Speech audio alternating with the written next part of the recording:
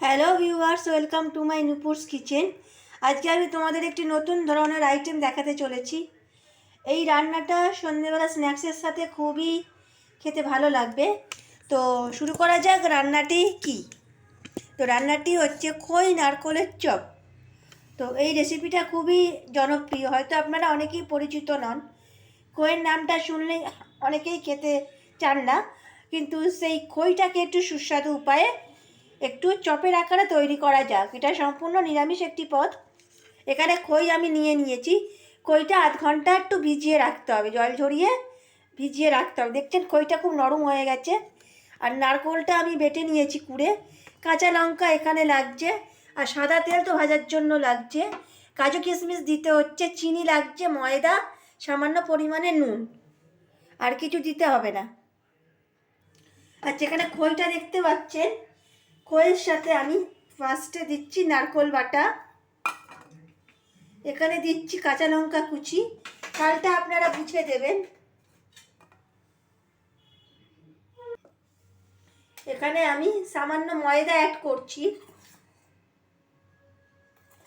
এখানে 3 টেবিল চামচ ময়দা অ্যাড করলাম।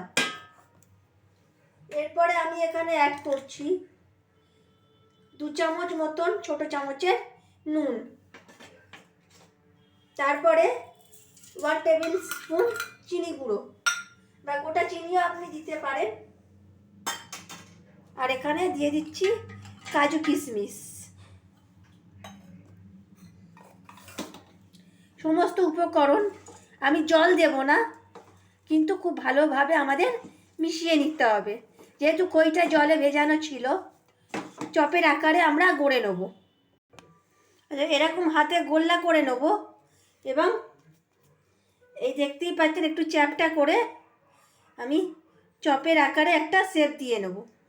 এইভাবে বাকিগুলোকেও একইভাবে গড়ে নিতে হবে। এখানে কোনো গুঁড়ো মশলা ইউজ করা যাবে না। আমি কোনো রকম গুঁড়ো মশলা ইউজ করিনি। আর এই রান্নাটা একটু মিষ্টি মিষ্টি হয়, এটা স্ন্যাক্স আইটেম। নুন মিষ্টির পরিমাণটা বুঝে দেবেন, একটু মিষ্টি মিষ্টি হয়।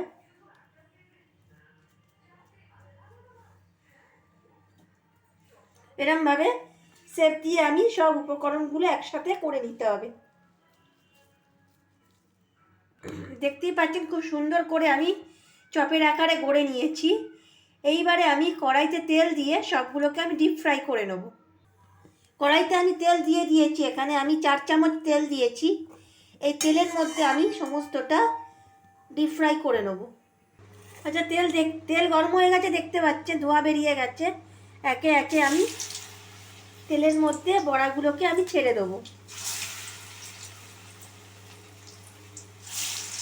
গ্যাসের ফ্লেমটা কমিয়ে দিলাম।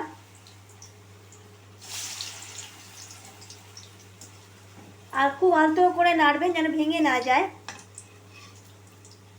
আমি অল্প করেই ছাড়ছি, দেখে নিতে হবে যেন ভেঙে না যায়।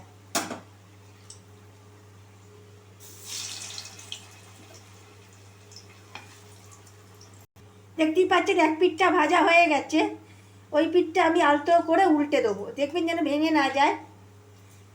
এক পিঠটা ব্রাউন হয়ে গেছে, অপর পিঠটা খুব সুন্দর করে আমি উল্টে দিচ্ছি। গ্যাসের ফ্লেমটা খুব বেশি হাই রাখবেন না, একদম মিডিয়াম ফ্লেমে ভাজতে হবে।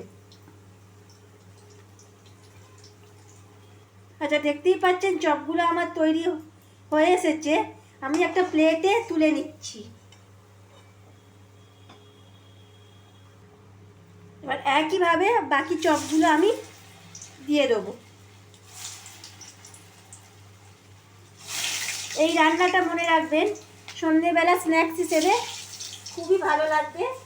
এটার সাথে আপনারা কোনো রকম কোনো কাসুন্দি বা টমেটো সস ইউজ করবেন না।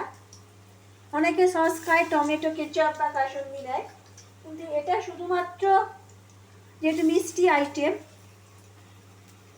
তাই এটা শুধুই খাওয়া যাবে গরম চা বা কফির সাথে। এবার বাকি আইটেমগুলো আমি একইভাবে ভেজে নেব।